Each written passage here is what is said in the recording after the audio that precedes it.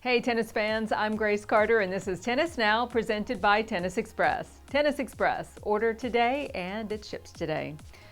Since her comeback, Maria Sharapova has been dealing with a lot of pain in her shoulder and she just can't compete with the best anymore, so she's retiring from tennis. Immediately, in fact. No farewell tour, no long goodbye.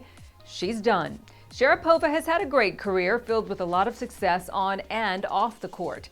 Here are some moments we think are worth remembering. Number 1, Wimbledon 2004. Sharapova's first Wimbledon title came when she was only 17 years old, and she is, to this day, the youngest ladies singles open-era champion at Wimbledon. This is the one that started it all for Sharapova. Number 2, U.S. Open 2006. Sharapova's second major title was just as impressive. She defeated then world number 1 Amelie Mauresmo in the semis before taking out world number 2 Justine Henin in the final. She was halfway to the career slam and still a teenager. Number 3, 2012 Roland Garros. Sharapova's triumph in Paris in 2012 was big on so many levels, but the biggest of all was the fact that it gave the Russian the career Grand Slam. Sharapova is one of just 6 women in the Open era who can claim that. Number 4, 2014 Roland Garros.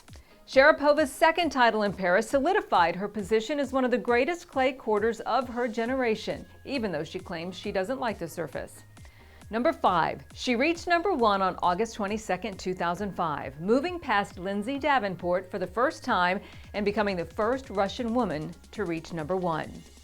Number 6, she returned to number 1 in 2012. Remember, Sharapova was coming back from shoulder surgery and had dropped to number 126 in the world. She won the French Open with grit and perseverance and was back on top. And that kind of fight would define the second half of her career. Number 7, the 2008 Australian Open. Sharapova's first and only title down under featured a great win over world number 1 Justine Henin in the semis and a dominant victory over Ana Ivanovic for the title. She was so good in that final weekend. Number 8, another great moment, winning the WTA Finals in 2004. Sharapova defeated Serena Williams in the final to claim her one and only WTA Finals title, and it would mark her last victory against Williams before that rivalry turned the other way. Number 9, her first win over a world number 1. This happened in Tokyo when Sharapova took out Lindsay Davenport in February of 2005. She would overtake the American for the number 1 ranking in August of that same year. In total, Sharapova notched 7 wins over reigning number 1 players. Pretty impressive. And number 10, winning Rome in 2011.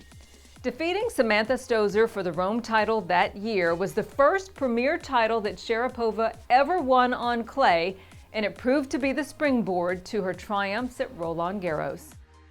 So long to Maria Sharapova. So many brilliant moments in her career.